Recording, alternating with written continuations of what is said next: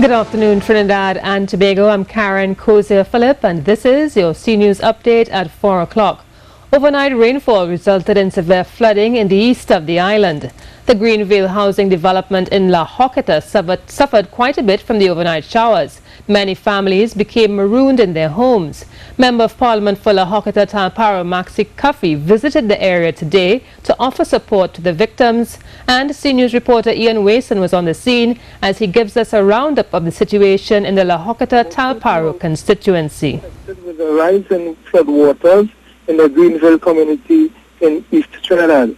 According to reports, the waters began to rise about 11 p.m. last evening and continued throughout the morning.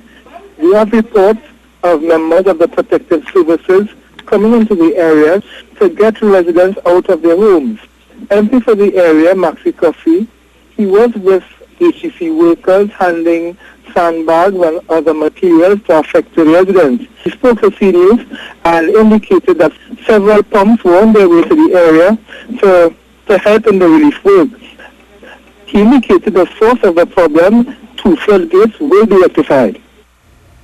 And for an update on the weather system currently affecting Trinidad and Tobago, meteorologist Ian Wallace joins us live on set. Good afternoon, Ian. Well, what can you tell us? What's the update with the weather situation? Well, I suppose the first thing is to dispel any rumors. It's not a tropical storm of any name or nature. Basically, it's just a tropical wave that has come by. Obviously, we've seen a lot of the moisture resulting in those flooding rains, and the Met Service has issued a riverine flood alert that was from early yesterday, and it continues as we go through this afternoon, with the Caroni River remaining threateningly high, and river overtopping is possibly real and imminent as we go through the next few hours. Definitely there has been quite a bit of rain coming through both islands, in fact in Trinidad and Tobago. From Thursday we did see just over 113 millimeters of rainfall, and most of this was basically caused by moisture ahead of that tropical wave.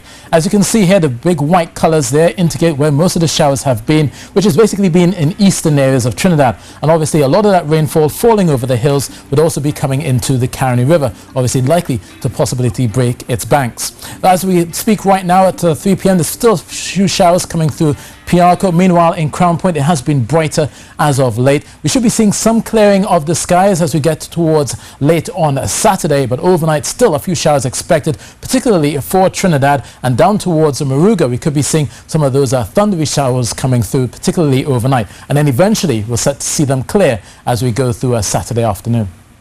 Thank you very much, Ian. That's meteorologist Ian Wallace giving us an update on the weather system affecting Trinidad and Tobago. While work to rule action is being taken by port police officers in Tobago who are clamoring for their arrears owed to them since 2010. As a result, there was a shortage of port police officers at the Scarborough port on Friday morning, forcing officers from the TNT police service to take up duty at the port. C News understands that ferry sailings continued without security personnel on board. One of the few officers who turned out to work explained that they've been working on the same salary for too long. He also said they were promised their arrears 6 years ago and are yet to receive it. The fast ferry sailing schedule was not adversely affected by the actions of the port police. In a bit of crime news, a Belmont man was shot in the leg this morning along Maraval Road following an argument. According to reports, 51-year-old Dave Williams, a well-known dance choreographer, was driving south along Maraval Road when he spotted a man he thought he knew near Rush Street. We're told Williams offered the man a ride, but realized it was not someone he recognized.